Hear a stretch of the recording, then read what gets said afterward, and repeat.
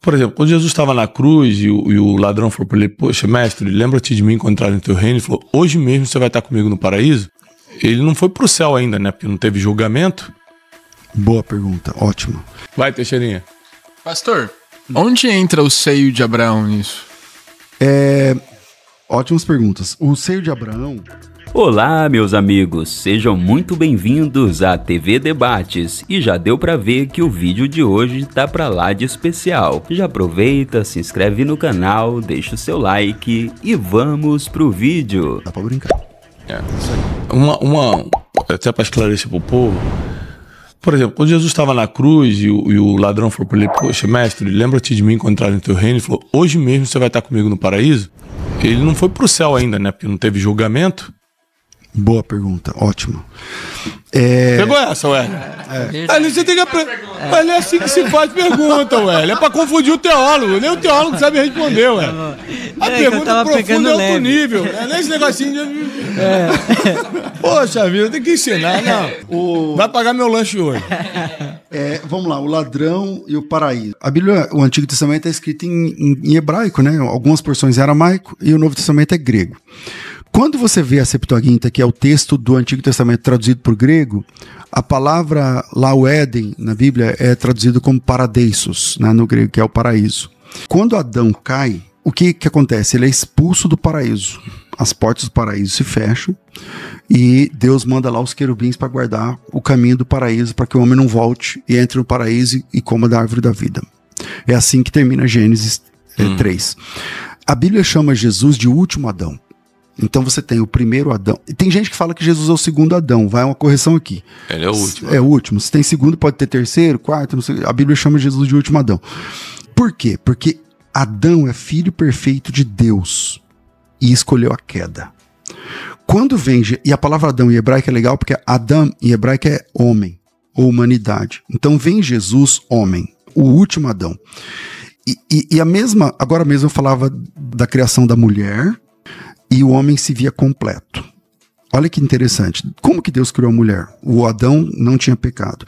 Deitou, dormiu aquele sono pesado, a Bíblia diz, da costela do homem, Deus faz a Eva. E ele fala, essa é o osso dos meus ossos. E é verdade, porque era o osso dele mesmo, e era carne da carne dele mesmo, era, inclusive literalmente. Então, Adão, filho perfeito, dorme um sono pesado, profundo, e da sua costela Deus faz a esposa. Quando Jesus, filho perfeito de Deus, morre na cruz, dorme o sono da morte na cruz, o que acontece na sequência? Vem o soldado e fura com a lança a costela de Jesus. Costela de Adão, costela de Jesus. Adão, filho perfeito, Jesus, filho perfeito. Adão, sono profundo, Jesus, o sono da morte. Adão tem a costela aberta, Jesus tem a costela aberta. Da costela de Adão, Deus lhe provê a esposa. E da costela de Jesus, quando é furada a costela, o lado de Jesus, o que é que sai? Sangue e água. Ali nasce a igreja. Ali nasce a noiva. Ali nasce a esposa. Ela nasce do sangue de Jesus, do sacrifício de Jesus. E é interessante, quando Paulo estava perseguindo, foi o maior perseguidor da igreja, né, no começo, matou o primeiro mártir, tal, o Estevão, e aí Jesus fala assim para Paulo, Saulo, Saulo, por que me persegues? Jesus não fala assim, por que você está perseguindo a igreja? Porque assim como Adão vê a esposa e fala assim, ela e eu somos um, Jesus e a igreja é um só. Se você persegue a igreja, está perseguindo Jesus. Então você vê o símbolo perfeito de Jesus. Então Jesus é o Adão que venceu. Jesus é o Adão que não caiu, que não titubeou. É o Adão que se submete. Diferente do primeiro Adão que rompe com Deus, Jesus é o Adão que se submete a Deus. E quando ele morre, as últimas palavras de Jesus na cruz, o que ele faz? Ele salva um bandido. E ao salvar o bandido, ele fala essa frase que você disse agora. Ainda hoje estarás comigo no paraíso. Quer dizer, Jesus, nesse texto, ele revela que ele vai reabrir as portas do paraíso. Ou seja, o primeiro Adão, por conta da desobediência, fecha a porta do paraíso. E Jesus, como último Adão, é quem abre o paraíso para o homem novamente. E ele prova isso levando um ladrão arrependido e colocando esse cara no paraíso.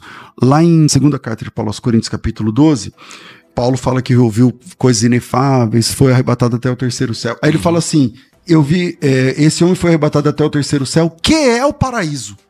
Ou seja, então a esperança do salvo que morre hoje é entrar no paraíso e no paraíso aguardar a volta de Jesus. Porque quando Jesus voltar, esses salvos que estão no paraíso serão ressuscitados e serão reunidos com os salvos vivos no arrebatamento para encontrar o Senhor nos ares e assim estaremos para sempre com o Senhor. Aí, depois do milênio, depois de toda a questão da conversa escatológica, haverá um só rebanho, um só pastor e aí o céu dos céus. Mas antes, o salvo fica no paraíso que foi reaberto por Cristo a partir da sua morte na cruz. Vai, Teixeirinha. Pastor, onde entra o seio de Abraão nisso? Ótimas perguntas. O seio de Abraão essa palavra é uma palavra judaica, né? É um layout anterior à cruz. Como eu estava dizendo, quando Jesus morre na cruz, então ele reabre o paraíso. O paraíso foi fechado desde Adão. Então, antes do paraíso, mesmo aquelas pessoas que morriam salvas na esperança de salvação, esperando a chegada do Messias, essas pessoas iam para esse lugar, que a Bíblia chama de, em algum lugar chama seio de Abraão, outros lugares no hebraico pode falar Sheol, né, que o pessoal fala Seol, tal, mas é o lugar do salvo antes da cruz, porque depois da cruz o paraíso é inaugurado e aí a pessoa, o salvo, ele vai sendo conduzido por Cristo até o paraíso. É isso aí, meus amigos. E aí, gostou do vídeo? Deixa o seu comentário aqui abaixo, se inscreve no canal, compartilha este conteúdo e até o nosso próximo encontro.